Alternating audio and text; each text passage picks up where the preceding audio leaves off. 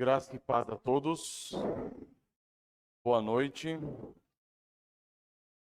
Amados, louvado seja o Senhor por mais esse momento que estamos reunidos ao nome dEle para cultuá-lo por tudo que Ele é e por tudo que Ele tem feito por nós em Cristo Jesus nosso Senhor. Queridos, é um prazer estar mais uma vez reunidos ao nome do Senhor. É um prazer estar mais uma vez reunidos no dia do Senhor para cultuá-lo, adorá-lo, entoar louvores a Ele. Quão grande seria se nós pudéssemos fazer isso todos os dias. Mas haverá o dia que o Senhor nos dará essa bênção. Teremos todos os dias, constantemente, por toda a eternidade, na presença dEle, cultuando, adorando, entoando louvores ao nome dEle, porque Ele é grande, Ele é digno de ser louvado. Amém, irmãos? Hoje o pastor William vai trazer uma mensagem falando sobre o Senhor Jesus Cristo, na sua função de profeta, sacerdote e rei, em Marcos capítulo 2. Agora, nós vamos nos voltar ao Senhor em oração, e mais à frente nós vamos ler Lucas, se quiserem deixar aberto, já em Lucas capítulo 5, nós vamos ler sobre a cura do paralítico em Cafarnaum, do versículo 17 ao 26. Mas enquanto isso, vamos ao Senhor em oração, pedir que o Senhor nos guie e nos conduza no seu culto. Vamos curvar nossas cabeças. Senhor nosso Deus, quão gratos estamos, ó Pai, mais uma vez, diante da Tua presença, ó Pai.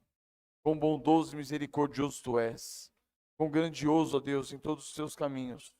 Tu és maravilhoso, ó Pai. Tu és Deus soberano e salvador. Tu és Deus justo, ó Deus, e fogo consumidor. Quantas grandezas, ó Pai, nos perturbam e nos maravilham, nos atemorizam e nos enchem de gozo e de alegria, ó Pai, quando percebemos, quando estamos diante da Tua presença. Ó Senhor, Teus atributos, ó Pai, são maravilhosos demais para nós. Nós não podemos compreender quem Tu és, ó Pai. Ó Senhor, mas nas nossas limitações, ó Pai, no nosso pecado, na nossa condição pecaminosa, Tu ainda tens o prazer de Te revelar a nós. Tu nos concedeste, ó Pai, a Tua palavra, a Bíblia Sagrada, meu Deus. Ó Senhor, ela é viva e eficaz, e mais cortante que qualquer espada de dois gumes. E é ela, meu Deus, que pode revelar-nos a Ti e revelar-nos, ó Pai, a nós mesmos, para que possamos reconhecer, ó Pai, compreender quem nós realmente somos. Miseráveis pecadores, ó Deus, necessitados da Tua graça, necessitados da Tua intervenção divina, ó Pai, para nos ressuscitar e nos tirar dessa condição de morte, como nós vimos essa manhã. Obrigado, meu Deus, por quem Tu és. Obrigado, ó Pai, por tanta misericórdia provinda de Ti e graça, ó Pai, movidas por esse amor tão maravilhoso que Tu tens para conosco. Nós que jamais merecemos nada de bom provindo de Ti, ó Deus, mas Tu nos concedes, ó Pai, amor, superabundante graça, ó Deus, todos os dias, e nos conquistas, ó Pai, nos chama para Ti, ó Pai, continuamente. Ó Senhor, com laços de amor Tu nos atrai e nos traz para perto de Ti continuamente. Mais uma vez estamos, ó Pai, no dia do Senhor, diante da Tua presença, ó Pai, reunidos ao nome do Senhor Jesus Cristo. Ó Deus, para cultuar a Ti, ó Pai, Tu que és digno de toda adoração, de todo louvor, de toda honra, de toda glória. Ó Deus eterno, Tu que és digno, ó Pai, de ser adorado. E nós, ó Deus, nas nossas limitações, ó Pai, nunca, não podemos, não conseguimos, quando trazer a Ti, ó Pai, tributar a Ti toda a honra, glória e louvor, a que Tu mereces, ó Pai. Mas, Senhor, nas nossas limitações, aceite, ó Pai, a nossa adoração, através de Jesus Cristo, nosso Senhor, ó Pai, o nosso mediador. Aceite, ó Pai, a nossa adoração. Estamos na Tua presença, ó Deus, para Te adorar. Estamos na tua presença, Pai, para glorificar o teu santo nome. Ó Senhor, nessa noite, ó Deus, receba os nossos tributos de louvor e adoração a ti. Nós te pedimos, Pai, através dos méritos de nosso Senhor Jesus Cristo, pois nós e nós mesmos não temos mérito algum, ó Pai. Nós te louvamos, ó Deus, e bendizemos o teu nome, porque tu nos trouxeste aqui mais uma vez, a tua igreja reunida, ó Pai, nessa noite, nesse lugar, para glorificar a ti, ó Deus. Ó Senhor, quanta graça nos concedes em nos abençoar, ó Pai, em nos conceder, ó Deus, essas bênçãos, ó Deus, ricas bênçãos, ó Pai amado, para estarmos na tua presença, ó Deus, lavados pelo sangue de Cristo, justificados pelo sangue do Cordeiro, reconciliados contigo através da morte do nosso Senhor Jesus. Ó Pai, louvado seja o teu nome, pois temos recebido de ti, ó Pai, bênção em cima de bênção, graça em cima de graça. As misericórdias tuas, ó Pai, se renovam a cada manhã. Nós somos gratos a ti, Senhor, que tu tens nos abençoado, ó Pai, nos abençoado enquanto pessoas, enquanto famílias, enquanto igreja. Ó Deus eterno, continua nos abençoando, ó Pai. Continue nos guiando, ó Deus, dando-nos a tua graça, ó Pai, para que continuemos lutando contra o pecado, lutando contra a nossa carne, ó Deus. Travando essa batalha, ó Pai, por meio do teu Santo Espírito, de mortificação de nós mesmos, negação de nós mesmos, para que nós possamos, ó Deus, tomar a nossa cruz diariamente e seguir os passos de nosso Senhor Jesus Cristo. Esses são os discípulos verdadeiros de Cristo, ó Pai. Ó Senhor, ajuda-nos, ó Deus, a travarmos essa batalha conosco mesmo. Ó Senhor, ajuda-nos a travarmos essa batalha no âmbito familiar, ó Pai. Ajudando-nos, ó Senhor, ajudando nossos cônjuges, ajudando nossos filhos. Ó Pai, ajuda-nos a travar essa batalha no âmbito eclesiástico, Pai, diante da igreja. Auxiliando nossos irmãos, ó Pai, exortando enquanto há tempo. Pois o tempo é breve, ó Pai, o tempo se abrevia. Auxiliando uns aos outros, consolando uns aos outros, fortificando uns aos outros na fé. Ó Senhor, é para isso que fomos chamados, ó Deus. Para servirmos a Ti, servirmos o Teu corpo, servirmos o corpo de Cristo, a igreja, servirmos nossos cônjuges, nossos filhos, ó Pai. Ó Senhor, faça-nos entender, ó Deus, a grandeza do Teu santo evangelho. Ó Pai amado, abençoa-nos, ó Deus. Abençoa os homens da nossa igreja, ó Pai. Sejam homens viris, varonis, ó Deus, homens corajosos, ó Pai. Homens dispostos, meu Deus, a lutar contra o pecado em si mesmos e auxiliar suas esposas e seus filhos. Ó Senhor, auxilia, abençoa as mulheres da nossa igreja. Que sejam mulheres, ó Pai, idôneas, mulheres tementes a Ti, ó Deus. Mulheres, ó Pai, prontas a se submeter, ó Deus, não somente aos seus maridos, mas também a Ti. Porque todos nós, ó Deus, somos chamados à submissão. Chamados a nos submeter a Ti, ó Pai. Submeta-nos, ó Deus. Sujeita-nos, ó Pai. Para que possamos ver quão dependentes somos de Ti. Que nossas mulheres, ó Deus, as mulheres da nossa igreja, ó Pai, sejam dispostas, ó Pai, a servir-Te. A servir seus maridos, ó Pai. A servir seus filhos. Ó Senhor, dai-nos da Tua graça, ó Pai. Para que possamos, como igreja, ó Deus, amarmos uns aos outros. Nós vimos essa manhã, ó Deus, que uma das características de quem passou da morte para a vida é aqueles que amam os irmãos, ó Pai. Aumenta-nos a fé, aumenta-nos o amor de uns para com os outros. Ó Senhor, tira de nós, ó Pai, todo orgulho, arrogância e soberba. Possamos compreender que tudo que nós temos, ó Deus, foi nos dado por Ti, para o louvor da Tua glória, foi nos concedido por Ti, ó Deus, para que possamos utilizar todos os recursos que Tu nos dás, para a glória do Teu santo nome, para honrar a Ti, glorificar a Ti. Ó Senhor, seja esse o nosso desejo, ó Pai, o desejo dos nossos corações, ver o Teu reino avançar, ver a Tua igreja ser edificada, ó Pai, proclamarmos o Teu santo evangelho, meu Deus, a começar da nossa cidade, ó Pai, a começar da nossa casa, ó meu Deus, a começar da nossa região.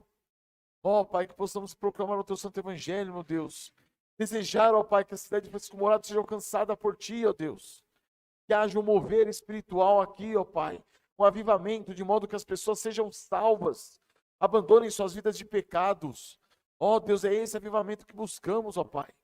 um avivamento real e verdadeiro que transforma vidas. Não um avivamento, ó Pai, cheio de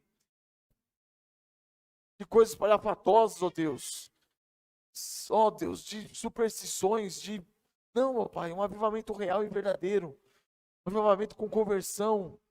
Esse real milagre, ó Pai. Que Tu em Cristo Jesus exerce sobre os mortos, mortos espiritualmente. Que Tu, ó Pai, ressuscitas pelo poder do Seu Santo Espírito. Possamos ver, ó Pai, a cidade, ó Senhor, sendo movida por Ti, pelo Teu Santo Espírito, e ímpios se convertendo, iníquos voltando à sensatez, aqueles que amam as trevas, ó Pai, buscando a verdadeira luz. Ó Senhor, raia a Tua luz, a luz do Santo Evangelho, no coração, ó Pai, dos perdidos. Senhor amado, nós Te louvamos, ó Deus, bendizemos o Teu nome, e pedimos, ó Deus, guia-nos, ó Pai, como igreja. Conduza-nos, ó Pai. Faça arder em nosso coração amor por Ti, o amor pelos irmãos, e o amor pelo Teu santo Evangelho, ó Pai. Que nós possamos andar de modo digno, ó Pai, da vocação a que fomos chamados. Guia-nos para isso, ó Pai, para que vivamos em santidade, em piedade, e em tudo seja o Teu nome glorificado em nosso meio, ó Deus. Ó Pai Santo, quão grandioso Tu és. Pedimos que nos abençoe, ó Pai, quanto igreja. Abençoe o nosso seminário, Pai, o Seminário Batista Confessional do Brasil, dando-nos graça a nós diretores, ó Deus, para conduzi-lo de uma maneira que glorifique o Teu santo nome. Abençoa também, meu Deus, o Estandarte de Cristo, Pai. A nossa editora, meu Deus, dirigida pelo pastor William. Dai graça a ele, ó Deus, de sabedoria provinda de Ti, para que possa conduzir, ó Deus, essa empresa para a glória do Teu santo nome, de modo a abençoar outras vidas, outras famílias, ó Deus, tanto no Brasil quanto fora dele, ó Pai. Ó Senhor, que livros em língua portuguesa possam continuar sendo publicados, ó Pai, espalhados pelo nosso país. Os Teus filhos, os Teus eleitos, ó Deus, leiam e sejam confortados. Leiam, ó Pai, dos nossos grandes pais do passado, homens, meu Deus, que eram tementes a Ti, e que esses homens continuem falando ao Teu povo através dessa editora, ó Deus, da nossa editora. Nós bendizemos o Teu nome, agradecemos, ó Deus. Pedimos também a Tua bênção, Pai, pela comunhão, sobre a comunhão Batista Reformada do Sudeste, uma comunhão de igrejas, ó Deus, que tem por propósito, ó Pai, fazer expandir o Teu reino, ó Deus. Edificar igrejas que estão em processo de plantação, fortalecer igrejas que já estão passando por esse processo, ó Pai, funcionando como pequenas plantações. Ajuda-nos, ó Deus, dá-nos ímpeto, ó Pai, missionário, desejo, ó Deus, de ver o Teu santo Evangelho sendo proclamado, Pai. Ajuda-nos, ó Deus, tem misericórdia de nós, ó Pai. Guia-nos para a glória do Teu santo nome. Pedimos também as Tuas bênçãos, ó Deus, para as demais igrejas sérias, igrejas cristãs, verdadeiras, ó Deus, igrejas, ó Pai, fundamentadas na Tua palavra, de pastores e irmãos tementes a Ti. Fortalece a Tua igreja, ó Deus, espalhada pelo nosso Brasil e pelo mundo. Ó Senhor, que o Teu Evangelho continue sendo proclamado e que nós continuemos, ó Deus, levantando trincheiras, ó Pai, contra o mal, contra o pecado, lutando, ó Deus, bravamente, ó Pai, para que a Tua palavra seja alcançada, ó Deus, atinja, ó Pai, corações espalhados por esse mundo. Nós pedimos, ó Deus, ó Pai, conduza-nos para a glória do Teu santo nome, e que nessa noite, meu Deus, possamos ser mais uma vez alimentados por Ti. Quanta bênção Tu nos concedes, ó Pai, de termos uma igreja, ó Deus, onde a Tua palavra é pregada, onde nós temos, ó Deus, homens que são fiéis a Ti, ó Deus, irmãos que são fiéis a Ti, ó Pai, irmãs, ó Deus, que desejam Te conhecer mais e mais. Ó Senhor, que bênção tão grande é podermos viver em comunhão uns com os outros, com pessoas sinceras, ó Deus, redimidos pelo Seu sangue, Teus eleitos, ó Pai, que têm por desejo e anseio, ó Deus, mortificarem suas carnes e seguirem, tomarem a sua cruz e seguirem os passos de nosso Senhor Jesus Cristo. Quanto privilégio Tu nos concedes, ó Deus, de termos isso na nossa cidade, próximo das nossas casas. Quantas pessoas espalhadas, ó Pai, pelo mundo estão ansiosas por poder frequentar uma igreja, ó Deus, por poder estar em comunhão com outros irmãos, e nós temos esse grande privilégio, ó Deus. Ó Pai, leva-nos a valorizar esse momento, ó Deus, pois esse momento é único para poucas pessoas, ó Pai. É único, meu Deus, para uma minoria de pessoas espalhadas pelo nosso país.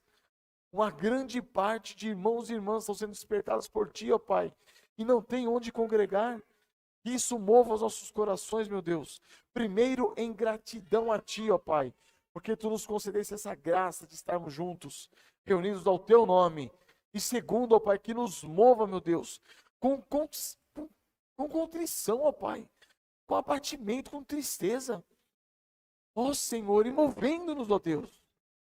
Movendo-nos, ó Pai, enxergarmos, ó Pai, que muitos dos nossos irmãos espalhados pelo mundo estão sofrendo, sem ter uma igreja, ó Pai, onde se reunir, sem ter, ó Deus, onde congregar. Ó Pai, quão duro e difícil é, nós sabemos, ó Deus, para tais pessoas, ó Pai, estarem privadas dessa bênção e estarem sujeitas, ó Pai, sob a influência do mundo, ó Deus, a se desviarem.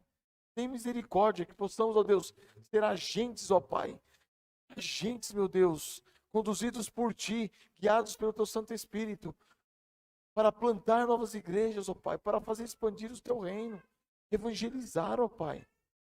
Guia-nos, ó Deus, para a glória do Teu santo nome, e como igreja, ó Deus, possamos louvá-lo e adorá-lo, hoje e eternamente, ó Pai.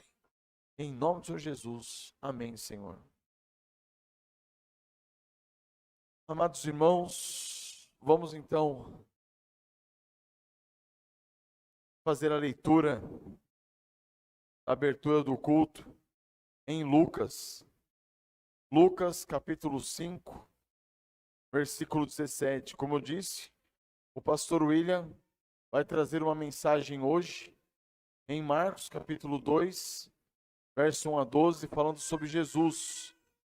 Jesus como profeta, sacerdote e rei. Ele é o nosso profeta. Ele é o nosso sacerdote. Ele é o nosso rei. É Ele quem nos traz as palavras de Deus para nós. É Ele quem leva os nossos problemas, as nossas dificuldades, como sacerdote diante do Pai. As nossas necessidades apresenta diante do Pai. E é Ele que nos reina, que reina sobre nós, que nos governa. É Ele a nossa majestade, é Ele o nosso Senhor, o Senhor Deus absoluto.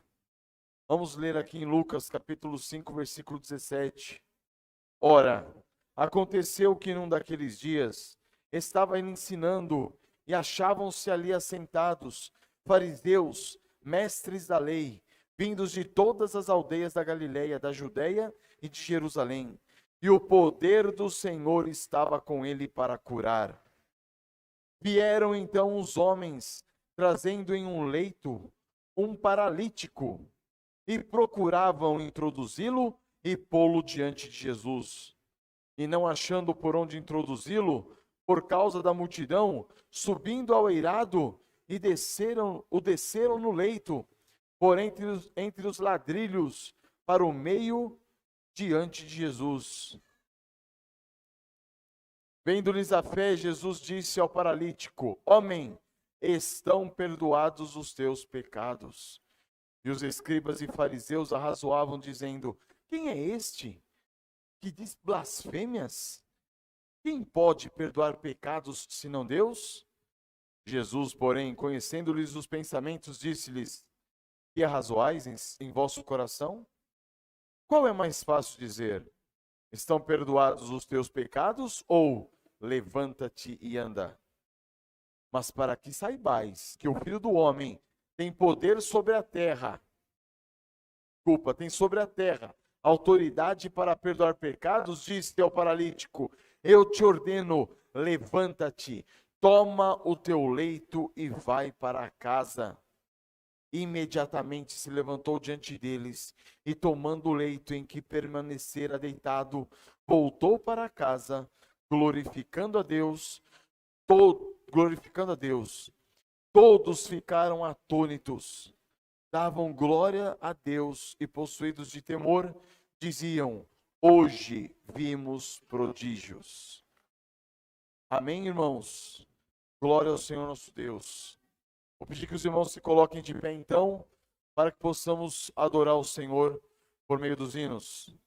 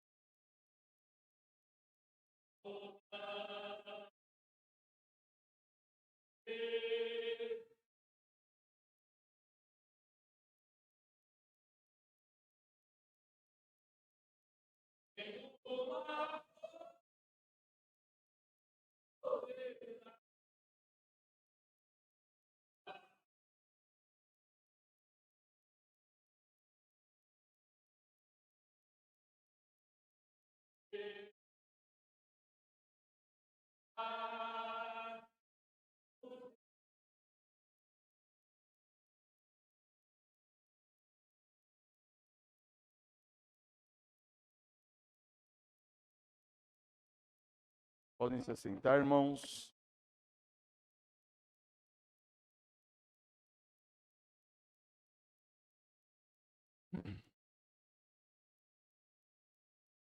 Vamos agora, irmãos, orar, pedir que o Senhor nos guie.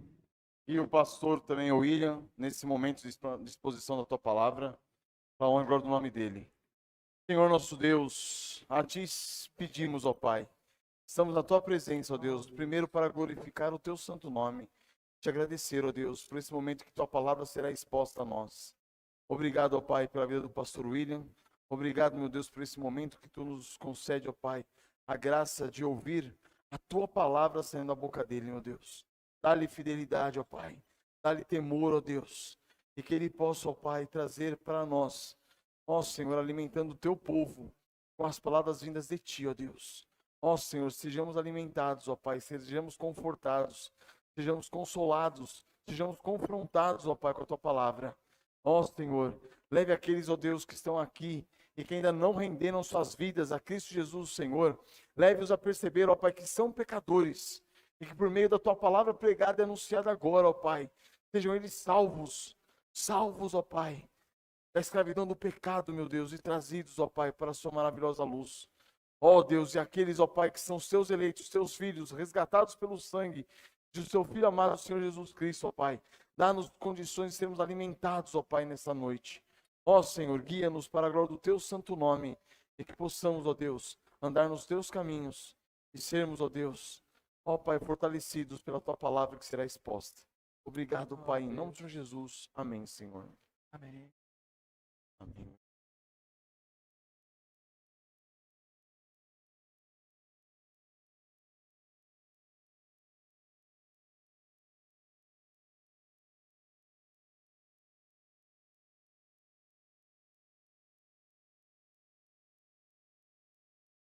Oi.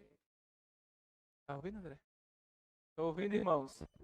Oi, oi, tá bom? Boa noite, meus irmãos. A graça e a paz do Senhor Jesus Cristo. Louvado seja Deus por mais essa oportunidade que Ele nos concede de ouvirmos a Sua palavra, a qual não é vã, mas é poderosa para fazer conosco exatamente o que fez na vida deste homem que nós leremos aqui. Ele era um paralítico, mas por meio da fé na pessoa do Senhor Jesus Cristo, ele foi curado, perdoado e salvo. E agora nós cremos, ele está gozando da vida eterna ao lado do Senhor Jesus Cristo. Que história maravilhosa! Como nós podemos aprender com esse relato maravilhoso que estudaremos nesta noite? Eu peço, meus irmãos, então, que vocês abram as suas Bíblias lá em Marcos, capítulo 2. Nós vamos fazer uma leitura do versículo 1 até o versículo 12. Essa passagem é paralela à passagem que nós lemos em Lucas. Também há uma outra passagem paralela em Mateus. A passagem de Mateus é bem mais resumida do que essas de Marcos e Lucas. Leiamos então, meus irmãos, a palavra do Senhor. Marcos 2, do 1 ao 13. Eu estou lendo na versão ACF. E diz assim: alguns dias depois, entrou outra vez em Cafarnaum, e soube-se que estava em casa. Logo se ajuntaram tantos que nem ainda nos lugares junto à porta cabiam. E Jesus anunciava-lhes a palavra. E vieram ter com ele, conduzindo um paralítico, trazido por 4. E, não podendo aproximar-se dele, por causa da multidão, descobriram o telhado onde estava, e fazendo um buraco, baixaram o leito em que jazia o paralítico. E Jesus, vendo a fé deles, disse ao paralítico: olha o que Jesus diz: filho, perdoados estão os teus pecados. E estavam ali assentados alguns dos escribas, que arrazoavam em seus corações, dizendo: por que este diz assim blasfêmias? Quem pode perdoar pecados, senão Deus? E Jesus, conhecendo logo em seu espírito que assim arrazoavam entre si, lhes disse: por que arrazoais sobre essas coisas em vossos corações? Qual é mais fácil? Dizer ao paralítico: estão perdoados os teus pecados? Ou dizer-lhes: levanta-te e toma o teu leito e anda? Versículo 10. Ora, para que saibais que o Filho do Homem tem na terra poder para perdoar pecados, disse ao paralítico: a ti te digo, levanta-te, toma o teu leito e vai para a tua casa. Versículo 12. E levantou-se, tomando logo o leito, saiu em presença de todos, de sorte que todos se admiravam e glorificavam a Deus, dizendo: nunca tal vimos. Até aqui, meus irmãos. Vamos ao Senhor em oração, amados? Pai Santo, nós oramos a Ti, ó Deus, e Te damos graças por todas as Tuas bênçãos sobre nós, ó Deus. Por Tu seres, ó Pai, o nosso grandioso Salvador, for, ó Deus, como um profeta nos revelar a palavra de Deus, como um sacerdote, ó Deus, realizar a expiação e proclamar o perdão de pecados, ó Deus. E como um rei, ó Senhor Deus, reafirmar a sua autoridade e o seu poder em perdoar os nossos pecados, nos livrar de todos os nossos inimigos, ó Senhor, e nos conceder entrada em teu reino celestial. Nós queremos então te louvar e te bendizer, ó Deus. Pedimos que o Senhor, ó Pai, abra os nossos corações para ouvirmos a tua palavra, ó Deus, para que possamos, ó Deus, receber também o perdão de pecados. Assim, ó Deus, eu oro nessa noite, pedindo a graça, ó Deus, de à medida que eu proclamo a tua palavra, eu imito a ti, como diz que o teu filho Jesus Cristo estava anunciando a palavra de Deus ali em Cafarnaum. Ó Deus, eu quero te agradecer pelo privilégio de poder anunciar a tua palavra aqui nessa noite em Francisco Morato, aqui nessa igreja, ó Deus. E quero pedir que o Senhor, ó Deus, nos dê também a graça de, com o teu Espírito Santo, ó Deus, abrir corações, atrair os pecadores a ti, ó Deus. Ó Senhor, e dá-lhes a fé, para que eles vão até o Senhor Jesus Cristo, para que eles olhem para Ele com fé, para que eles recebam o perdão de pecados e a vida eterna, por meio do nome de nosso Salvador Jesus Cristo. É nesse nome glorioso, ó Pai, que eu oro a Ti, ó Deus, e em tudo eu Te dou graças. Amém. Amém, meus irmãos. O título da minha mensagem, meus irmãos, nesta noite é Jesus Cristo, profeta, sacerdote e rei. Nós vamos ver como aqui, nessa passagem que nós lemos, Jesus exerce esses três ofícios e neles todos cooperam para a salvação do seu povo e para a glória do seu nome. Aqui, meus irmãos, no Evangelho de João, tá certo o Evangelho de João? Sim, o Evangelho de João. O segundo evangelho, que nós conhecemos como Marcos, o verdadeiro nome dele é João, mas o sobrenome dele é Marcos. Ele começa o seu evangelho logo no capítulo 1 e versículo 1, dizendo: princípio do evangelho de Jesus Cristo, Filho de Deus. Ele então escreve o seu livro para exemplificar, para declarar, anunciar o evangelho de Jesus Cristo, que é o Filho de Deus. Não que, quando ele diz princípio do evangelho, o evangelho tenha começado aqui em Marcos, ou que tenha começado no Novo Testamento, ou que tenha começado em Atos 2. O evangelho, como nós cremos, começou desde a fundação do mundo. Nós temos a primeira promessa evangélica já em Gênesis 3,15, quando é prometida à mulher um descendente que esmagaria a cabeça da serpente. Aquela é uma promessa referente a Cristo e nós temos ali o evangelho em semente. Mas quando Marcos diz que ele vai escrever o princípio do evangelho de Jesus Cristo, ele fala do seu relato evangélico, mais especificamente a respeito da consumação do evangelho. E de maneira ainda mais específica sobre o nascimento, a vida, o ministério, a morte e a ressurreição do nosso Senhor Jesus Cristo.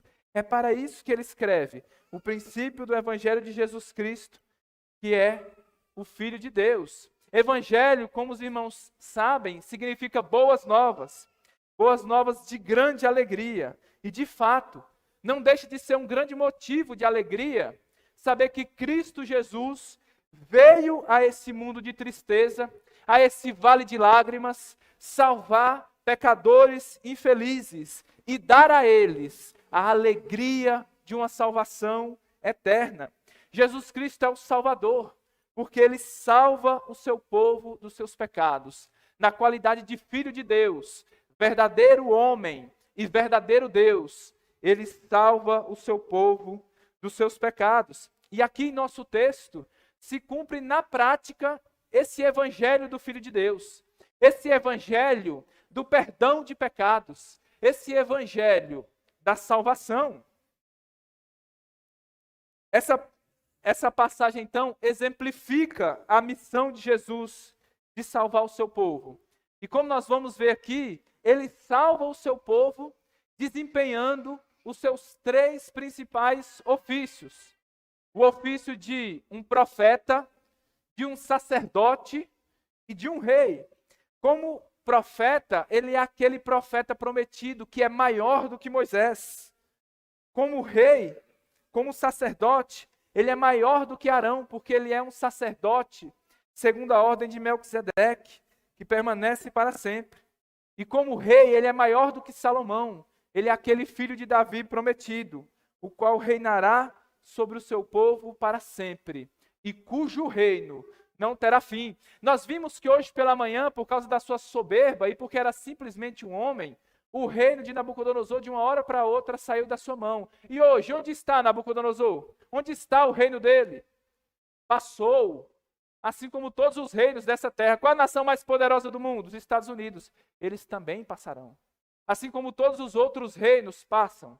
E a glória desses reinos passam, porque os reis passam. Mas esse reino, o reino do Rei Jesus Cristo, o reino do qual nós somos chamados a sermos participantes pela fé, jamais passará, apenas brilhará em sua glória durante todos os séculos. E nós vemos Jesus Cristo salvando o seu povo, como profeta, sacerdote e rei, nessa passagem. Eu peço que os irmãos agora olhem para o texto de Marcos 2. Vamos agora entrar na própria exposição do texto. Primeiramente, nós lemos o seguinte, nos versículos 1 e 2. Acompanhem comigo, meus irmãos. E alguns dias depois, entrou Jesus outra vez em Cafarnaum. E soube-se que estava em casa. E logo se ajuntaram tantos que nem ainda nos lugares junto à porta cabiam. E anunciava-lhes a palavra de Deus. Primeiramente, meus irmãos, nós vemos aqui Jesus como um profeta anunciando a palavra de Deus. Nos versículos 1 e 2. É dito que ele estava em Cafarnaum. Cafarnaum, meus irmãos, é a cidade, segundo nós lemos em Mateus 4:3, que Jesus foi morar logo depois de crescer em Nazaré. Ele cresceu, passou a sua infância em Nazaré. Logo após começar o seu ministério, ele se muda de Nazaré para Cafarnaum. E é ali em Cafarnaum que ele desenvolve boa parte do seu ministério. Prega muitos dos seus sermões, efetua muitas das suas curas. E o que Jesus, então, foi fazer em Cafarnaum? O nosso texto deixa muito claro. Ele foi lá, como diz o versículo 2, para lhes anunciar a palavra de Deus.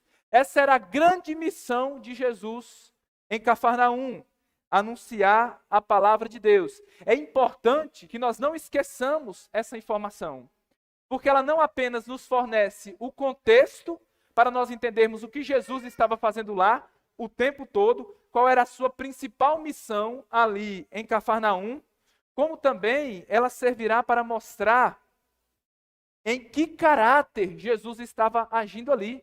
Ele estava agindo como um arauto de Deus. Ele estava agindo como um proclamador da palavra de Deus.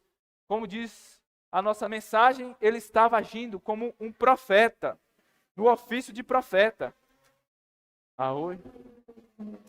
Hoje está difícil, meus irmãos. Vão orando a Deus aí para parar essas motos. No ofício de profeta, ele anunciava a palavra de Deus. É como, a respeito desse ofício de profeta, a Confissão de Fé Batista de 1644 diz, a respeito de Jesus como profeta. Veja o que a confissão diz. Como profeta, Cristo revelou perfeitamente toda a vontade de Deus a partir do Pai. Ou seja, aquilo que é necessário para os seus servos conhecerem, crerem e obedecerem. Olha o que a confissão diz mais, como é bonito. Portanto, ele é chamado não apenas de um profeta, mestre, apóstolo, ou seja, enviado, apóstolo da nossa confissão, e mensageiro da aliança, mas também é chamado de a sabedoria de Deus e de os tesouros de toda a sabedoria e ciência. Ainda sobre isso, no Catecismo Puritano, Charles Spurgeon diz: como Jesus executa esse ofício de profeta? E a resposta é: Cristo executa o ofício de profeta, revelando-nos pela sua palavra e pelo seu Espírito Santo a vontade de Deus para a nossa salvação. É interessante aqui a resposta da pergunta 33 do Catecismo Puritano, porque ela traz aqui, em resumo, a rica doutrina da palavra de Deus descoberta na Reforma. Em um dos seus aspectos principais, Cristo é o grande ministro da palavra de Deus. Mas onde a palavra de Deus é ministrada, ela sempre anda junto com o Espírito Santo. É por isso que a Bíblia vai dizer que a palavra de Deus é a espada do Espírito. É como se o Espírito fosse um guerreiro e ele tivesse uma arma e ele agisse apenas por meio dessa arma. E qual é essa arma? A palavra de Deus. Deus age, guerreia, executa os seus propósitos por meio do seu Espírito e da sua palavra. Aqui, meus irmãos, nós aprendemos que onde não há a palavra de Deus, não pode haver o Espírito de Deus. Vocês já ficaram às vezes perplexos quando vocês ligam a Bíblia lá, aí está passando aquele programa lá, o Show da Fé. Não tem uma grama da palavra de Deus. Mas vez após vez uma pessoa pega o microfone e diz assim: olha, no culto passado eu recebi um milagre. O Espírito Santo me tocou aqui e eu recebi uma grande bênção. Mas como o Espírito Santo pode estar atuando onde nós não vemos a palavra de Deus?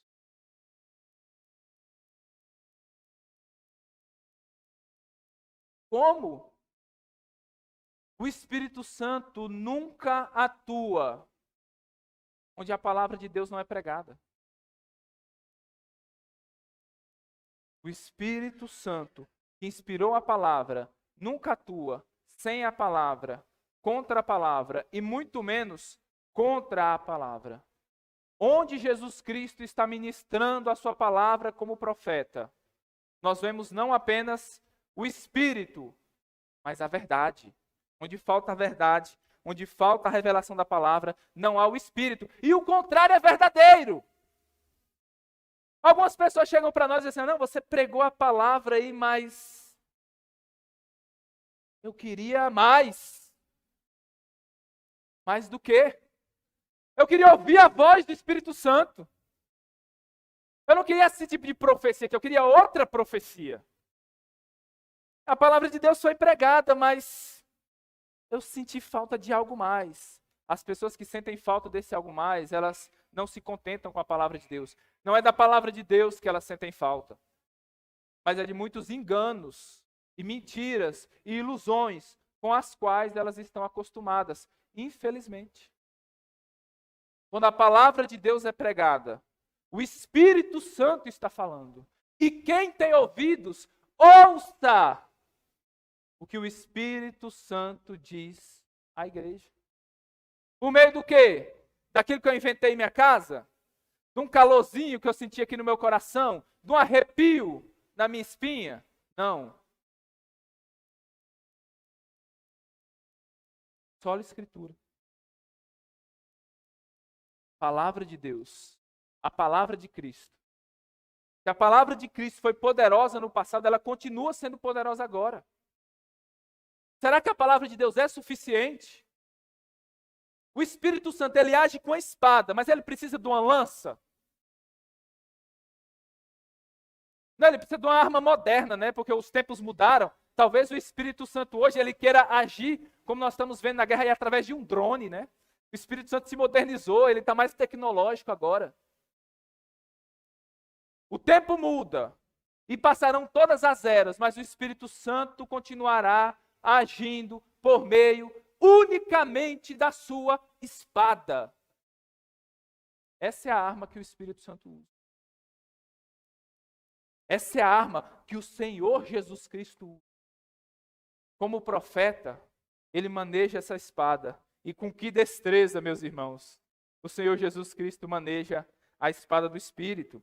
Ele manejou essa espada como nenhum outro. Ele nos revelou a Deus como nenhum outro, como nenhum houve e jamais haverá. É por isso que em Hebreus, capítulo 1 e versículo 1, nós lemos: havendo Deus antigamente falado muitas vezes e de muitas maneiras aos pais, pelos profetas, a nós falou-nos nesses últimos dias pelo Filho.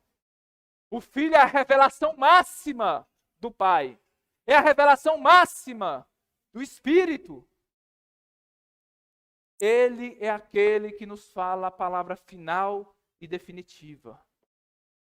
No passado, se falou por sonhos, profetas, e de muitas formas Deus se revelou. Mas nos últimos dias, esses dias em que nós estamos lendo aqui, em que Cristo anunciava a palavra de Deus, o Pai falou, e falou de maneira definitiva, de maneira ímpar. Então, aqui no versículo 1 e 2, nós vemos Jesus em Cafarnaum, anunciando a palavra de Deus, como um profeta, como um mestre, como um mensageiro da aliança, como um apóstolo da nossa confissão. Em seguida, dos versículos 3 em diante, nós vemos Jesus atuando como um sacerdote, declarando o perdão de pecados daquele homem. Vejamos o que diz o texto. Versículo 3. E vieram ter com ele, conduzindo um paralítico, trazido por 4. Versículo 4. E não podendo aproximar-se dele, por causa da multidão, descobriram o telhado onde estava, e fazendo um buraco, baixaram o leito em que jazia o paralítico. Esse texto, ele é profundamente interessante. Primeiramente, nos é apresentado aqui um paralítico. E nós, logicamente, perguntamos, quem é esse paralítico? E o nosso texto, meus irmãos, não fornece muitas informações a respeito dele. Não fala o nome dele, a idade dele, nem sequer fala de onde ele era. Talvez ele fosse de Cafarnaum, mas nem isso o texto diz. O texto apenas o apresenta rapidamente pela característica da doença que o acometia. Ele era um paralítico. Esse era o adjetivo pelo qual ele era conhecido. Ele era um paralítico. Ele não era um homem forte, provavelmente não era uma pessoa rica, provavelmente não era uma pessoa que nós chamaríamos de feliz. Toda a vida dele parecia ser resumida a isso. Ele era um paralítico. Essa é a primeira característica que o texto apresenta a respeito disso. Além disso, nós podemos supor que esse homem, devido a essa doença, vivia uma vida de sofrimento, de dores físicas, de dores corporais. Além disso, havia provavelmente o sofrimento dele ser uma pessoa inválida, uma pessoa incapaz, uma pessoa que não poderia trabalhar com as suas próprias mãos para buscar o seu sustento. Talvez como homem era uma dor para ele não poder sustentar a si mesmo e trabalhar para sustentar os outros. Talvez constituir uma família, talvez ajudar os seus pais. Ele era um peso, ele sabia que ele era um peso. E certamente isso era uma causa de aflição para ele. Ele era um inválido. Se nesses tempos, meus irmãos, a vida de um paralítico não é fácil, imagine naquele tempo. Estava lá ele, preso na sua cama, paralítico. Finalmente, meus irmãos, o que é pior? Nós não sabemos se ele nasceu paralítico ou se ele ficou paralítico por algum evento infeliz que aconteceu na sua vida. Quem sabe uma queda, quem sabe uma doença, quem sabe ele tenha ficado paralítico desde a infância. Não sabemos se ele nasceu paralítico ou se tornou paralítico, mas uma coisa nós sabemos, que a sua paralisia, assim como todas as outras doenças, eram fruto do pecado. Aquilo era um lembrete constante para ele. Ele era um pecador. E que sem Cristo, sem que ele fosse salvo, ele teria uma vida infeliz aqui e miserável no porvir. Aquela doença, meus irmãos, assim como todas as outras, era resultado de pecado. E como hebreu, ele sabia, aquilo era um indício da maldição de Deus. Com certeza tudo isso entristecia o seu coração. Depois o nosso texto fala de 4 pessoas, 4 homens, provavelmente. A Bíblia, novamente, não revela muito sobre esses homens, sobre quem eles eram, sobre os seus nomes, além do que nós podemos ver aqui nessas características que podem ser observadas a partir das ações deles. Nós vemos, por exemplo, que eles eram pessoas solícitas, amigas deste homem, que eles não eram apenas pessoas de falar, mas de fazer. Provavelmente eles disseram, vamos levar o nosso amigo até Jesus. Jesus o curará. E quando eles chegam lá, que decepção. Uma multidão tão grande que nem era possível se aproximar. Eles não se deram por vencidos. Eles não desistiram. Eles rompem a multidão e quando chegam lá, agora é impossível entrar. Nem por isso se deixam abater. Mas eles então escalam a casa e descem o seu amigo paralítico por meio do telhado. Isso nos mostra que eles eram pessoas perseverantes. Eles eram pessoas inteligentes. Eles eram pessoas, sobretudo, quando nós vamos olhar mais para frente, a partir do versículo 5, eles eram pessoas de fé. Eram pessoas que não apenas agiram motivadas a qualidades naturais, mas eles haviam recebido o dom sobrenatural da fé. E é isso que nós vemos através dos olhos de Jesus. Veja aí o que nós temos no versículo 5. Jesus vê a fé deles e perdoa os seus pecados. Diz assim, e Jesus, vendo a fé deles, disse ao paralítico, filho, perdoados estão os teus pecados. Depois de nós termos uma apresentação rápida daqueles homens, do que eles fizeram, o versículo 5 nos mostra motivados em que eles fizeram aquilo. Qual era a motivação deles? O que os levou a agir daquela maneira? E o texto diz, fé. Quando Jesus olhou para eles, ele não viu homens criativos, homens ousados, homens corajosos, homens dispostos. Jesus viu neles a fé. Através dos olhos de Jesus, nós vemos assim, a fé. Pois, meus irmãos, de fato, essa é uma das principais características da fé, sem a qual a fé não é fé. Sem a qual a fé não passa de uma mentira e de uma enganação. A fé nos conduz a Cristo. Há umas igrejas falsas que dizem assim, vem aqui para a nossa igreja e aprenda a usar a fé, para que você tenha uma vida feliz, para que você pare de sofrer, para que você seja curado, para que você seja rico, para que você seja próspero. Vem aqui e com os ensinamentos dessa igreja você vai aprender a usar a fé, o poder da fé. E pasmem vocês, nunca é um poder para ir a Cristo. É sempre um poder relacionado a coisas deste mundo e dessa vida. Ou pior ainda, são coisas relacionadas a uma falsa religião. Use a fé e você vai crescer no seu ministério.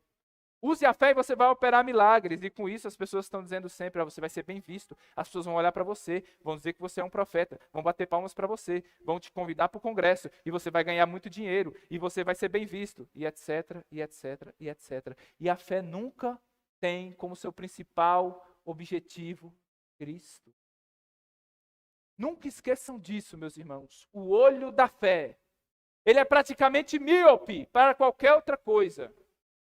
Mas ele está sempre mirado em Cristo, correndo a sua carreira da fé, olhando para o autor e consumador da fé. Será que nós temos essa fé que olha para Cristo? Assim como a terra gira em torno do sol, a fé gira em torno de Cristo. Ela é verdadeiramente uma fé cristocêntrica. Não existe uma fé que não busque a Deus. Não existe uma fé que não busque a Cristo. Uma fé como essa superará todos os obstáculos. E não se dará por vencida, não descansará, enquanto não descansar aos pés de Cristo. Essa é verdadeiramente uma fé cristã. Não descansaremos enquanto não encontrarmos o amado de nossas almas. Essa é a fé dos crentes. Essa é a fé que nos leva a buscar a Cristo, não importando os obstáculos. E é interessante que nós vemos aqui, retomando um pouco aquilo que é dito no capítulo 4, o versículo 4, o quanto de esforço esses homens precisaram fazer para irem até a Cristo. A multidão estava no meio, eles estavam carregando uma cama com um homem lá, paralítico. Como eles puderam ir até Cristo? Tiveram que envidar grande esforço, como vemos no capítulo 4 de Marcos 2 e também Lucas 5, 18 e 19, que diz assim: E eis que uns homens transportaram numa cama um homem que estava paralítico. Vão imaginando essa cena. E procuravam vê-lo, fazê-lo entrar e pô-lo diante de Jesus. E não achando por onde o pudessem levar, por causa da multidão, subiram ao telhado, e por entre as telhas o baixaram com a cama, até ao meio, diante de Jesus. Já imaginaram? Que cena impressionante! Ouve-se um barulho, todos olham e ninguém vê nada. Todos olham ao redor e não vê nada. De repente eles olham para cima, vem o telhado aberto e um paralítico sendo baixado no seu leito. Imagine o Senhor Jesus vendo uma cena dessa. O paralítico sendo baixado no seu leito por umas cordas, provavelmente, sendo colocado ali diante de Jesus. Vejam, lá em cima estão os 4 amigos olhando pelo buraco que acabaram de abrir para ver Jesus e descerem o paralítico. Ao redor estão as pessoas e até mesmo escribas e fariseus. Lá fora está a multidão. E ali no meio nós vemos o paralítico posto bem diante de Jesus, contemplando a face do Senhor. E o Senhor contemplando aquele seu filho que estava perdido, mas agora foi encontrado.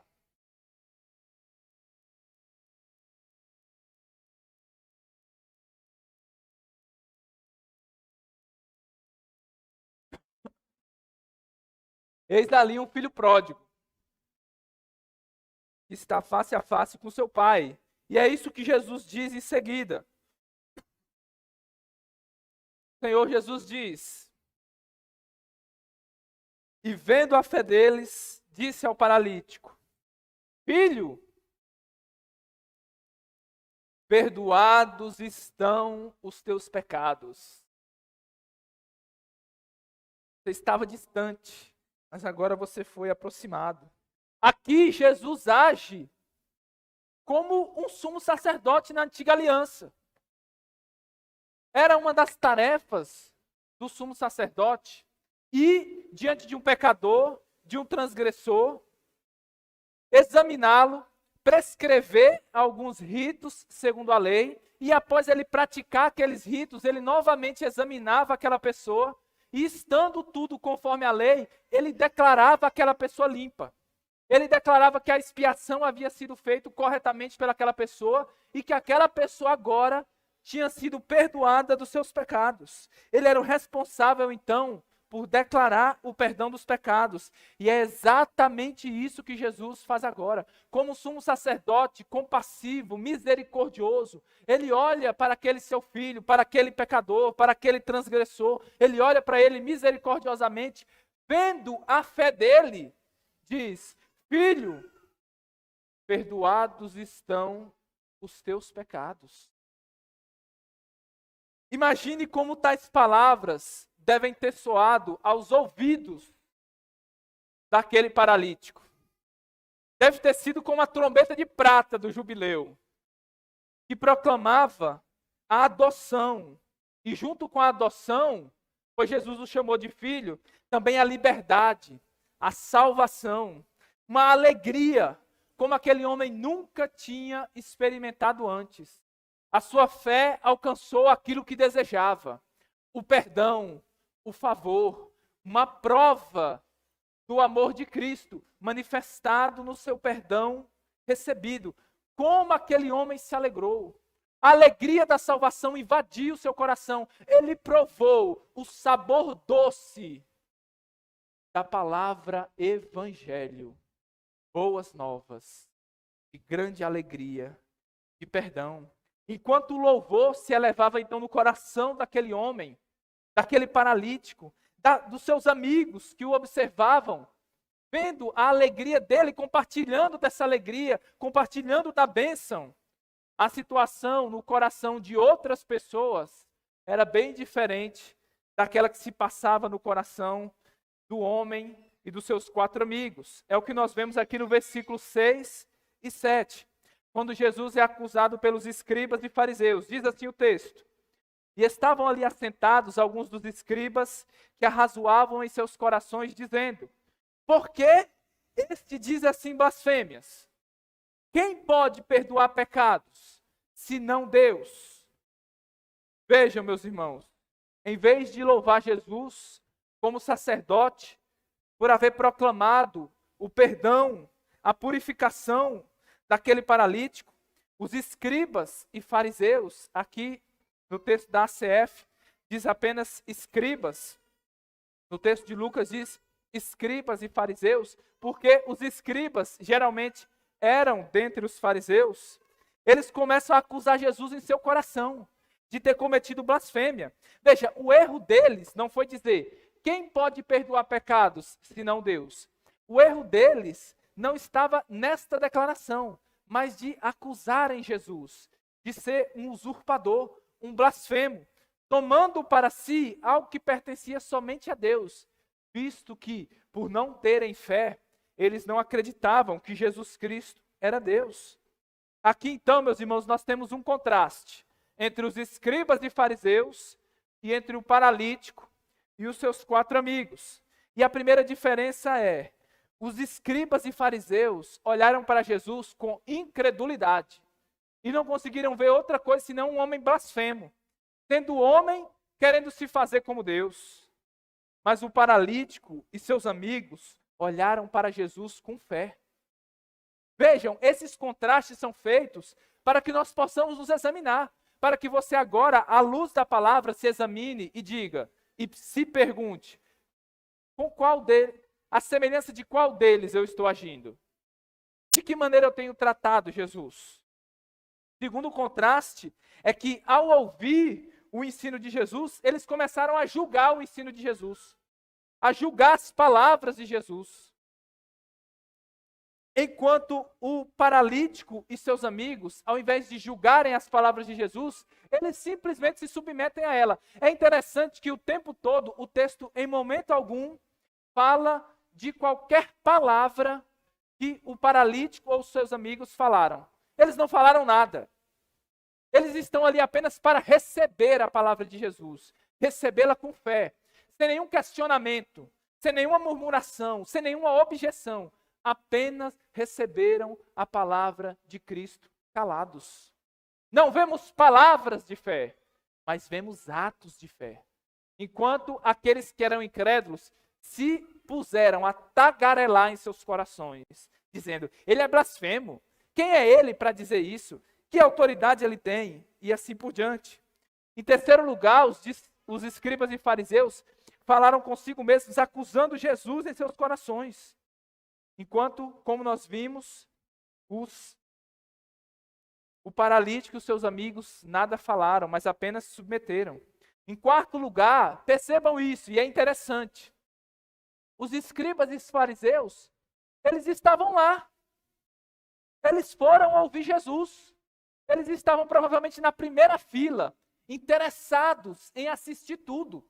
Tudo que Jesus falava é como se eles estivessem com um caderno lá, anotando tudo que Jesus falava, de olho em cada ação de Jesus, buscando encontrar em uma mínima vírgula que Jesus falava, algo para terem de que o acusar. Aparentemente, eles eram os ouvintes mais interessados. Eram os que estavam lá prestando mais atenção. Quem olhasse para eles, dizia, olha, esses aqui estão prestando atenção. Não piscam, não olham o celular. Eles estão lá honrando Jesus, ouvindo a palavra de Jesus. Mas isso tudo era apenas exteriormente, meus irmãos. Aparentemente eles honravam Jesus, mas os seus corações odiavam Jesus. Nutriam inveja, malícia por Jesus. Enquanto o paralítico e seus amigos, eles não apenas têm uma aparência de fé, eles não apenas têm atitudes de fé, mas o coração deles, de fato, tem fé. Uma fé que quando Jesus olha diz, esses homens têm um coração crente. Em quinto lugar, o quinto contraste, meus irmãos, a incredulidade dos escribas e fariseus os levou a acusarem Jesus de serem um blasfemo, de estar ofendendo a Deus, apenas porque Jesus declarou que os pecados daquele paralítico estavam perdoados. Enquanto, ao invés de levantar qualquer objeção nos seus corações, pela fé, o paralítico e seus amigos apenas recebem o perdão com humildade. E assim recebem também a cura por meio de Jesus. Esse sumo sacerdote maravilhoso que nos perdoa os pecados e nos traz a vida eterna. Vemos então, nessa segunda parte do texto, Jesus agindo como um sacerdote. Vamos para a terceira parte do texto, porque agora Jesus vai reafirmar a sua autoridade como rei. Leiamos o versículo 8. E Jesus, conhecendo logo em seu espírito, que assim arrazoavam entre si, lhes disse, por que arrazoais essas coisas em vossos corações? Por que vocês estão me acusando? Por que vocês estão questionando? Por que vocês estão aí em guerra e questionamentos? Qual é mais fácil dizer? Dizer ao paralítico, estão perdoados os teus pecados? Ou dizer-lhe, levanta-te e toma o teu leito e anda? O que Jesus quer dizer aqui com esse questionamento que ele faz aos fariseus?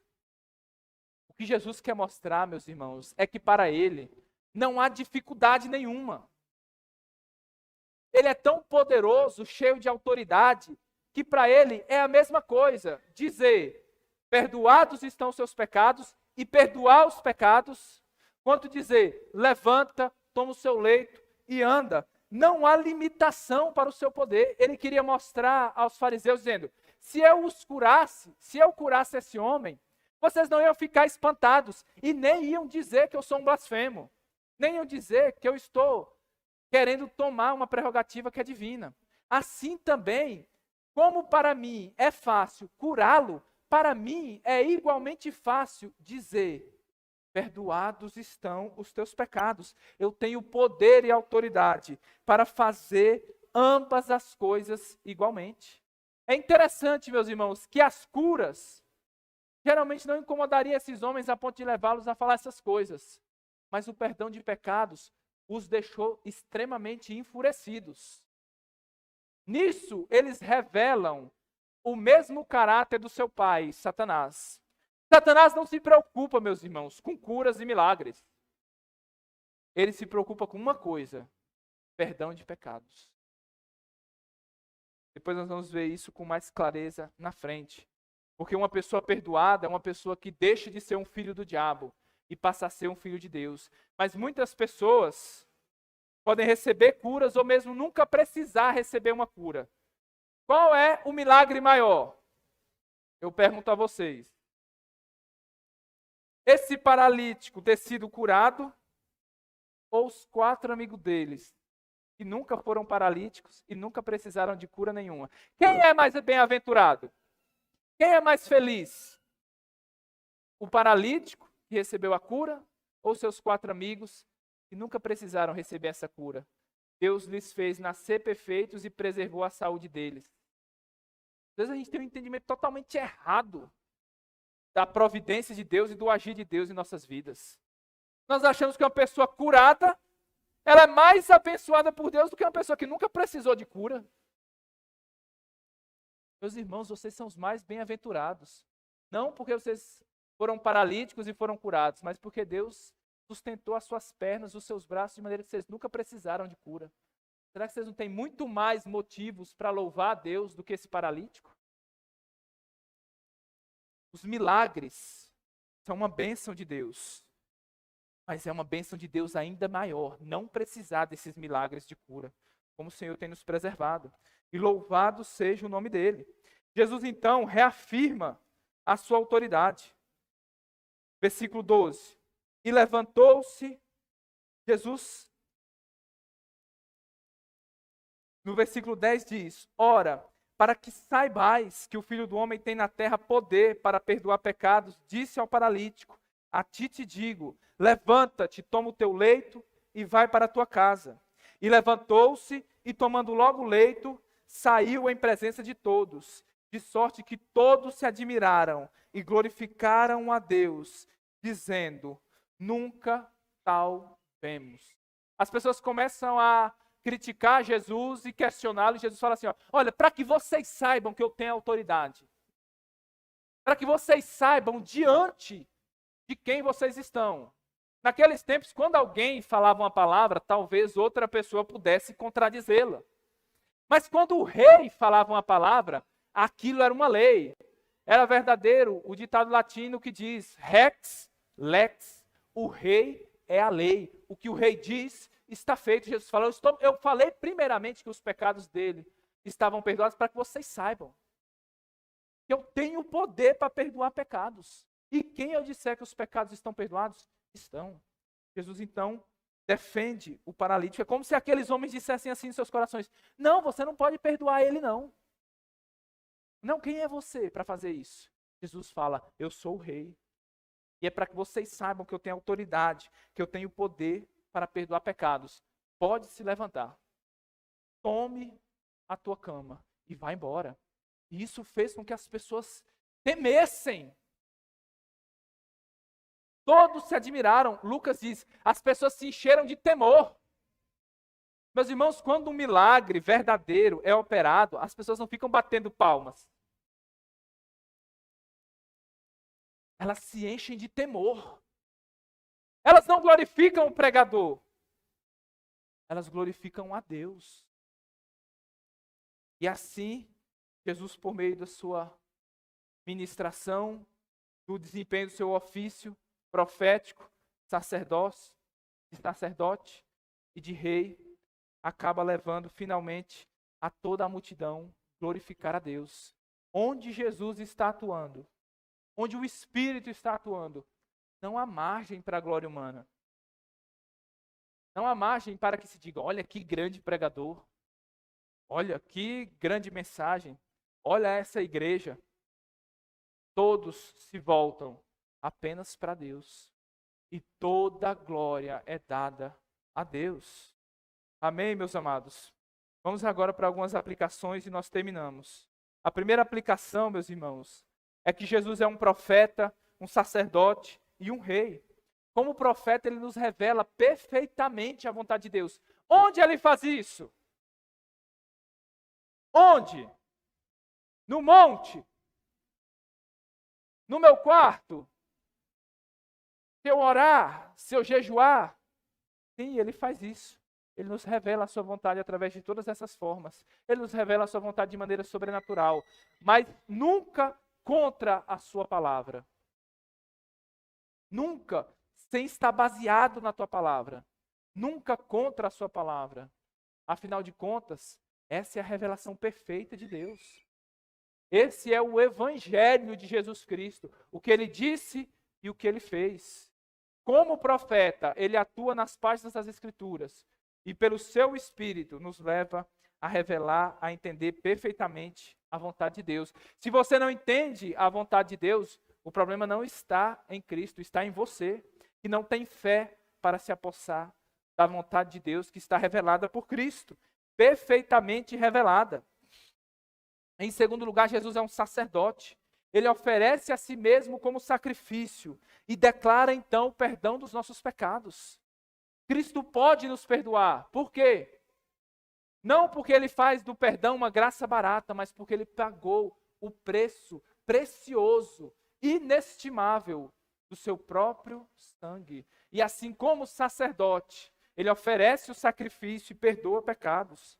Não apenas isso, como rei, usando de toda a autoridade que ele tem no céu e na terra, ele nos governa. Ele nos defende dos nossos inimigos. E ele nos concede entrada no seu reino. Mas eu lhe pergunto, você já conheceu Jesus como um profeta, um sacerdote e um rei? Ou você conhece Jesus apenas como o que cura, batiza, salva e leva para morar no céu? Como é o ditado que nós temos. Jesus é um rei para governar a sua vida. Você já experimentou o perdão de pecados que esse sacerdote traz? Em segundo lugar, meus irmãos, aprendamos aqui nessa passagem que o ministério de pregação de Jesus sempre antecede o ministério de perdão de pecados e de operação de milagres. Onde não há pregação do Senhor Jesus Cristo, onde não há pregação, tampouco há perdão de pecados. Tampouco há milagres, milagres verdadeiros, milagres que conduzem a Cristo, a salvação e a glória de Deus. E é preocupante, meus irmãos, que muitas igrejas que se dizem evangélicas, elas pregam tudo, menos a palavra de Deus. Menos a Cristo. Ou então, como nós vemos amplamente no catolicismo, sim, há a palavra de Deus, mas ela é escanteada e tem uma posição tão pequena que ela é apenas mais uma fonte de autoridade ao lado da tradição da igreja e do magistério. A palavra de Deus, meus irmãos, ela tem a primazia, porque onde Cristo está atuando, ele atua por meio da sua palavra. E a consequência disso, perdão, milagres, salvação. A terceira aplicação, meus irmãos, veja a beleza da amizade entre os crentes. Nós precisamos, meus irmãos, de amigos que estejam dispostos a nos levar até Cristo, mesmo que tenham que fazer sacrifícios por isso. Você, esposo, está levando a sua esposa a Cristo? Esposa, você está fazendo de tudo para conduzir o seu marido a Cristo? Pais, vocês estão mais preocupados em conduzir o seu amigo a Cristo, seus filhos a Cristo? E nós, meus irmãos, temos agido assim, ansiosos por levar as pessoas a Cristo, nossos amigos a Cristo, para o perdão de pecados, para que possam crer, serem curados das suas moléstias, muitas vezes físicas, sobretudo espiritual. A quarta aplicação, meus irmãos, a fé conduz a Cristo. Você já foi a Cristo? Não. É porque a incredulidade está reinando no seu coração. A incredulidade não permite que você vá até Cristo. E isso deixa transparecer a tristeza dos nossos corações por aqueles que ainda não foram até Cristo. Ainda não creram nele com todo o coração. Aquelas pessoas que rejeitam a palavra de Cristo. Que não depositam toda a sua confiança nele. Mas muitas vezes confiam nas suas próprias obras. O quê? Toda essa vida de religião e boas obras não valem nada. Eu tenho que ir a Cristo e aceitá-lo com mãos vazias. Eu tenho que me considerar um paralítico, alguém que não pode com as suas próprias pernas ir até a Cristo, mas precisa ser levado a Ele. Quer dizer que não depende do que quer e nem do que corre, mas de Deus usar de misericórdia. Eu tenho que, com as mãos vazias, reconhecer que eu sou um miserável, um pecador, um perdido, e assim, pela fé, receber a Cristo. As minhas boas obras não valem de nada. A minha inteligência, tudo isso que eu já fiz para Cristo, eu preciso ir a Ele como um miserável. Exatamente. Não, assim eu não quero não. Nesse Jesus aí eu não creio não. É no Jesus da Bíblia que você não crê, mas no Jesus falso que pregaram e fizeram você crer, falsos profetas. É o Jesus feminista. É o Jesus da teologia da prosperidade. É o Jesus da Priscila Alcântara. É o Jesus do Ed Renekiewicz. É o Jesus do Silas Malafaia. É o Jesus do Edir Macedo. É o Jesus dos homossexuais. É o Jesus da TV Globo. É nesse Jesus que você crê? É, então, Jesus falso. É um ídolo. É um hippie. Não é o Jesus da Bíblia. E como eu posso saber quem ele é? Você precisa crer. Eu não posso revelar Jesus para você. É só o Espírito Santo que pode revelar Cristo a você através da fé. Eu tenho tentado aqui agora ser um instrumento. Proclamar a palavra, pois a fé vem pelo ouvir da palavra de Deus. E a fé, quando você crê ao ouvir a palavra, a fé levará você a Jesus. Se você quer saber quem é Jesus, creia. E a fé o conduzirá a Cristo. Em quinto lugar, meus irmãos, para finalizarmos, a principal preocupação de Jesus com relação a nós é o perdão dos pecados. Essa é a maior missão de Jesus. O que Mateus 1, 21 diz? Mateus 1, 21 tem que estar decorado. Por revelação, o anjo diz a José: o seu nome se chamará Jesus, porque ele salvará o seu povo dos seus pecados. Por que que o nosso Messias se chama Jesus? Porque ele nos salva dos nossos pecados. Que Jesus falou para aquele homem quando viu pela primeira vez: filho, perdoados estão os teus pecados. Essa é a principal preocupação dele. Agora eu lhes pergunto: onde está o paralítico e os seus amigos? Onde eles estão agora? Estão no céu. Estão desfrutando da glória, juntamente com Cristo. Quem os levou até lá? Cristo, por meio da fé, perdoou os pecados deles. Onde estão os escribas e fariseus incrédulos? Provavelmente eles não tiveram seus pecados perdoados. Provavelmente, não sabemos. Mas se permaneceram em incredulidade e morreram, onde eles estão agora? No inferno. Nas chamas eternas. Onde o bicho nunca morre. O fogo nunca apaga. Lá nós só temos choro e ranger de dentes. Ranger de dentes não é dor, ranger de dentes é ira, é raiva contra Deus. Eles têm ódio de Deus e rangem os dentes, como aqueles homens rangeram os dentes contra Estevão e depois o apedrejaram. Se eles não tiveram o perdão dos seus pecados, é lá que eles estão. Agora eu lhes pergunto, e isso é interessante. Nós temos ali um terceiro grupo de pessoas. Nós temos o paralítico, seus quatro amigos, os escribas e fariseus, mas temos toda a multidão. O que a multidão de Cafarnaum faz quando vê o milagre? Eles temem e eles glorificam a Deus, dizendo: nunca vimos uma coisa como essa, nunca vimos um profeta assim. Eu lhes pergunto, onde está agora aquela multidão que se reuniu em volta de Jesus naquele dia e que o glorificou pela a cura do paralítico? A resposta, meus irmãos, a essa pergunta nós encontramos lá em Mateus 11, versículo 23 a 24. Vejam o que diz a palavra de Deus. E tu, Cafarnaum, moradores de Cafarnaum, que te ergues até os céus, serás abatida até o inferno.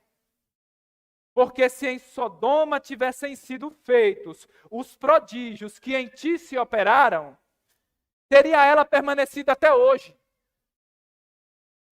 Eu vos digo, porém, que haverá menos rigor para os de Sodoma no dia do juízo do que para ti. O que aconteceu com a maioria daquela multidão que viu os milagres de Jesus? E glorificaram ele. Não creram em Jesus. Eles se encheram de soberba. Jesus Cristo falou assim: vocês se erguem até o céu. É como se no seu coração vocês tivessem erguido uma torre de Babel. Uma soberba que se ergue até os céus. Vocês podem me glorificar. Vocês podem gostar de ver milagres, mas vocês não creem. Sabe o que vai acontecer com vocês? Vocês vão ser lançados no inferno. E o castigo de vocês vai ser pior do que o castigo de Sodoma e Gomorra. Então é daquelas pessoas que estavam lá, glória a Deus, hein? Eita, aleluia, é forte, hein? Eita, que milagre! Onde elas estão agora? No inferno! Por quê? Porque não creram. Porque não tiveram os seus pecados perdoados. Não percam de vista a missão de Jesus. Não é dar conforto e bens. Não é nem mesmo operar milagres. Todas essas coisas Ele pode fazer, e quando Ele faz, nós glorificamos o nome dEle. Nós não amamos a pobreza. Se Cristo nos der recursos, louvado seja o nome dEle.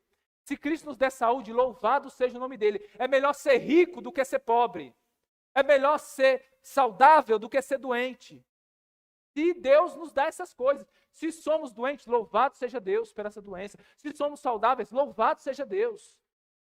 Mas se somos pobres ou ricos, saudáveis ou doentes, isso é indiferente, porque isso diz respeito apenas a esta vida. O pobre e o rico vão para a mesma sepultura, o doente e o saudável vão para a mesma sepultura. Mas a diferença é, nós temos crido em Cristo.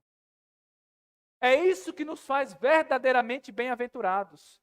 Nós temos recebido o perdão de pecados pela fé no Senhor Jesus Cristo. Ele tem se virado para nós e dito, filho, tem, meus irmãos, tem. Examinemo-nos por meio disso, amados. Examinemo-nos. Que o Senhor nos dê a fé para que nós possamos olhar para Cristo e sermos salvos. Amém, meus amados? Vamos ao Senhor em oração. Pai querido, nós te damos graças, ó Deus, e te louvamos, ó Deus, por Cristo Jesus, o nosso Salvador. Eu te peço, ó Deus, que opere a fé no coração de alguém que porventura ainda não tenha crido. Nós pedimos que o Senhor lhe dê a fé, ó Deus. Nós pedimos, ó Pai, que o Senhor o abençoe, que o Senhor o faça olhar para Cristo com fé. Em nome do teu Filho Jesus Cristo, ó Pai, nós oramos a ti, ó Deus, pedindo essas bênçãos, ó Pai. Ó Senhor, e que toda a glória seja dada ao teu nome. Em nome do teu santo Filho Jesus Cristo que nós oramos, ó Pai. Amém. Amém, meus irmãos. Vamos então à ceia do Senhor.